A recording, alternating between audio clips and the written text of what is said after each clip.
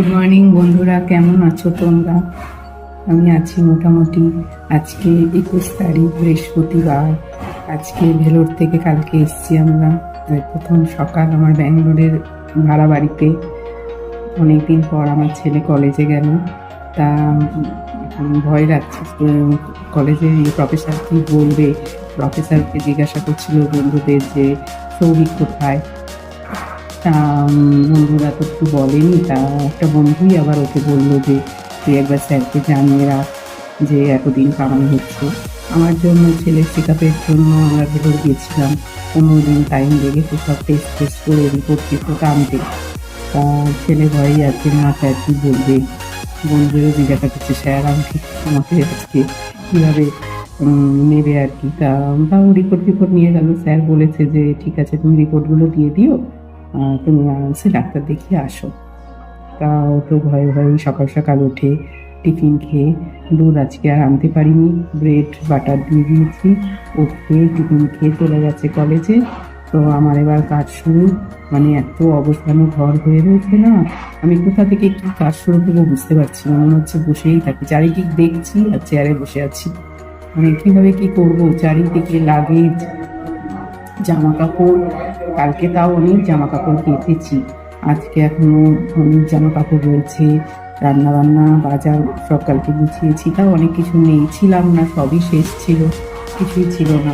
তা এখন আবার ফ্রিজ আস্তে আস্তে ভরতে হচ্ছে সবজি এনে। তা আমার ওই ফ্রিজ খালি, সবজি নিয়ে একটা ওইসব দেখলে মানে প্রচণ্ড ভয় লাগে। আমার তো হঠাৎ করে যে কাউকে বলবো যে এনে দাও, আমার নিজেকেই আনতে হবে। ছেলে সবসময় যেতে চায় না, যেটাই না থাকে আমি সেটাই রান্না করতে পারবো না, সেরকম ব্যাপার। তা সেই জন্য আমি এখন করবো, চাটা খাই আগে, মনটাকে শান্ত করি, তারপর আমি কাজ শুরু করবো। আজকের ওয়েদার দেখো এখানে কীরকম মেঘলা ওয়েদার আজকের। মানে এই কদিন আমি যে জানুয়ারি মাস থেকে এসেছি এখানকার ওয়েদার খুব ভালো ছিল, কিন্তু এখন মনে হয় বর্ষাকাল তো এসে গেছে। তো ওই জন্য সকাল থেকেই কীরকম একটা মেঘলা হয়ে গেছে। আমার তো টেনশন হচ্ছে, এত জামা কাপড় কী করে শুকাবে। ছাদে দিয়ে এসেছি, আবার আজকের আবার এতগুলো হবে। তো চলো তোমাদের এর সাথে নিয়ে ব্লগটা শুরু করি। কিন্তু দেখো এই মেঘলা ওয়েদার সকাল সকাল ছিল, ওয়েদারটা খুব মেঘ করে এসেছিলো। আমি ভাবছি জামা কাপড় শুকোবে না, কিন্তু আরেকটু যখন বেলা হলো 8:30 9টার দিকে, তখন কিন্তু আবার বেশ রোদ্দুর ঝলমলে হয়ে উঠেছে। তাই বললাম ভালোই হলো, তাহলে অন্তত 2-3 দিন এরকম থাকলে ওয়েদার আমার জামা কাপড়গুলো শুকিয়ে যাবে। কেননা ওই ঘরে এনে শুকালে না কেমন একটা গন্ধ বেরোয় যতক্ষণ না রোদ্দুরে শুকানো হচ্ছে। আর আমি ভালো করে নিংড়াতে পারি না, ওইরকমভাবেই দিয়ে দিই। আমার ছেলে বলে মা তুমি ভালো করে নিংড়াও না, তো আমি অত ভালো করে নিংড়াতে পারি না, কোনো রকম নিংড়ে। আর সব কাজ একা হাতে করলে না অত নিট অ্যান্ড ক্লিন করাও যায় না, মানে এনার্জি থাকে না। আর ওই একটা দুটো কাজ করলে তখন নিট অ্যান্ড ক্লিনভাবে করা যায়। তো যাই হোক, সকাল সকাল দেখো চা করে নিচ্ছি। এটা এনার্জি ড্রিঙ্ক বলতে পারো। চাটা খেয়ে নিয়ে তারপর এনার্জি নিয়ে কাজ শুরু করব। তা ছেলে তো চলে গেছে, আমি চা বানিয়ে এবার একটু বসবো, বসে খেয়ে দিয়ে নিয়ে তারপর আজকে আর আমার রেস্ট নেওয়া হবে না। অন্য দিন সময় থাকলে একটু ছেলে চলে গেলে রেস্ট নিই, কিন্তু আজকে আর হবে না। দেখো সকাল সকাল কারেন্ট চলে গেছে, ওই জন্য আমি এই লাইটটা জ্বালিয়ে রেখেছি। তাই আমার ছেলে বলছে মা তুমি লাইটটা আনছি, সকালে কারেন্ট চলে গেছিলো। আর আমাদের দেখো অনুকূল ঠাকুরের একটু ইষ্টভীতি হয়, যেটা বাসি বিছানাতেই করা যায়, তো ওটা করে নিচ্ছি। তারপর জানলা টানলাগুলো খুলে নিলাম, আর ব্যাগ থেকে সব কাগজপত্র এখন বার করে সব ঠিক করছি। মানে সবই ছড়িয়ে ছিটিয়ে রয়েছে, কোথাও যাওয়ার আগে এত কাজ, আবার ঘরে আসার পরে অনেক কাজ, তখন যেন মনে কাজই শেষ হয় না। মানে 2-3 দিন লাগে ঘর গোছাতে, সেট হতে, ঠিকঠাক টাইম মতন কাজও হয় না, সব কাজের টাইমিং গণ্ডগোল হয়ে যাচ্ছে। সে যাই হোক, এখন আস্তে আস্তে করব, বলার তো কেউ নেই, ফেলে রেখেও করতে পারি, কিন্তু এখন আমার ফেলে রাখলে আরও বেশি টেনশন হয়। মনে হয় করে নিলে তারপর বসি তাও ভালো। তারপর দেখো সব গুছিয়ে টুছিয়ে বিছানাটা একটু টান করে নিচ্ছি। তারপরে গিয়ে আমি রান্নাঘরের দিকে যাব। তা ভেলোরে গিয়ে তো বেশিরভাগই আমার ছেলেকে ডিম আর একদিন মাছ খাইয়েছি, কিন্তু বেশিরভাগই ডিম চিকেন আর খাওয়ানো হয়নি করে। তা ওর তো চিকেন ছাড়া হয় না, মানে চিকেন ওর লাগবেই। তো আজকে ওই জন্য আমি চিকেন বানাবো। তার আগে দেখো এই ঘরটাগুলো পরিষ্কার করে নিচ্ছি। এই কম্পিউটার টেবিলটা দেখো আমার পরিষ্কার করতেই ইচ্ছা করে না, কিন্তু দেখছি এত ধুলো পড়েছে যে করতেই হবে।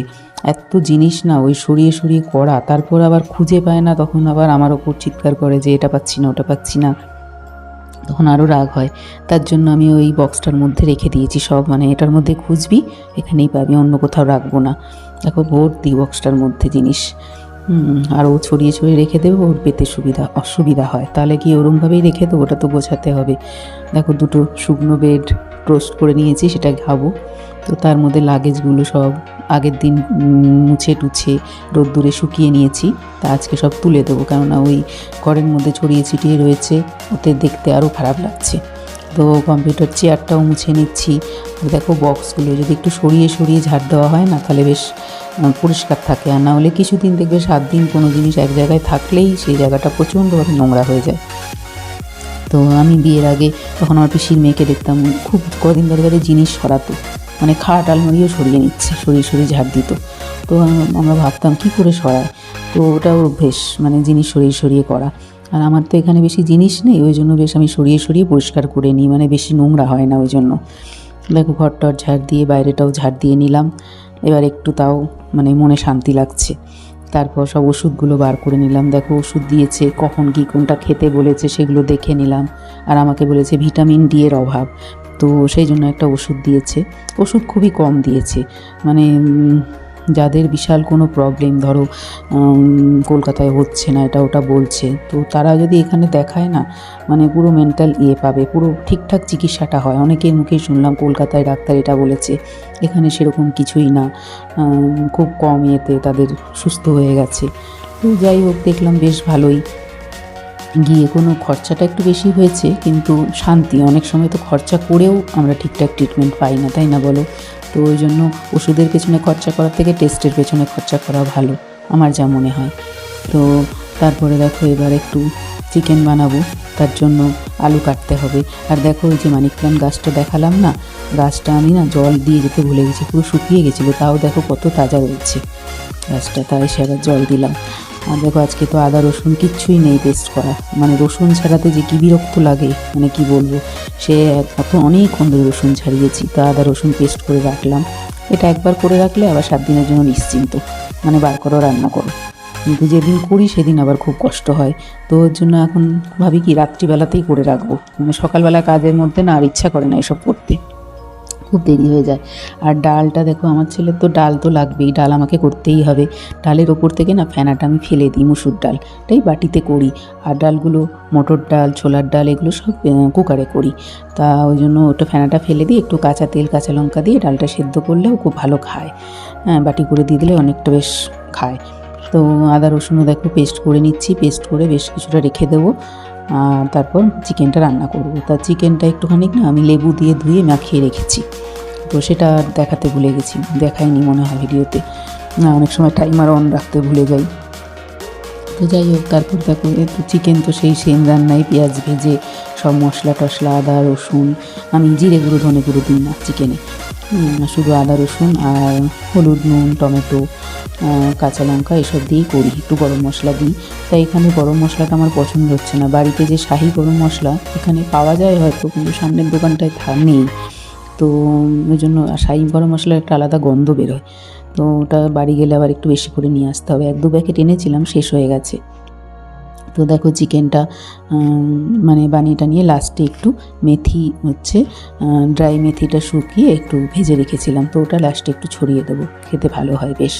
আর চিকেনে আমার আলু যায়, কেননা আমার ছেলে রুটি দিয়ে খাবে, আলু চাইবে, তারপর ভাতের সাথেও ওর আলু চাই চিকেনে, তো ওই জন্য বেশ কয়েকটা আলু কেটে দিয়েছি। আজকে বেশি কিছু রান্না করতে পারবো না, শুধু চিকেন ভাত আর ডালটাই করবো, কেননা আরও কাচাকুচি আছে, ঘর মোছা আছে।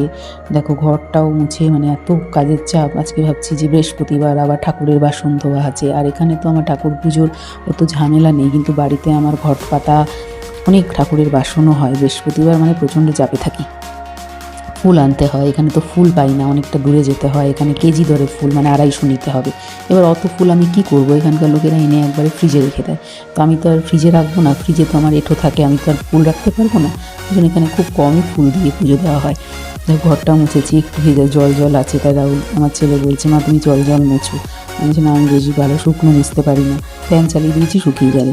তো একটু মেথি দিয়ে চিকেনটা হয়ে গেল, তারপর গ্যাস ট্যাস মুছিনি, আর অনেক দেরি হয়ে গেছে, কাচাকুচি করতে হবে। আজকেও অনেক কাঁচা আছে, তো কাচতে গেছি। কিন্তু এখানে যেন মাখালমানকে এত করছে জল নিয়ে। দুদিন এসছি, কেচেছি, তা একদিন তো দেখি 10 মিনিট করে জল ভরছে, জল শেষ হয়ে যাচ্ছে।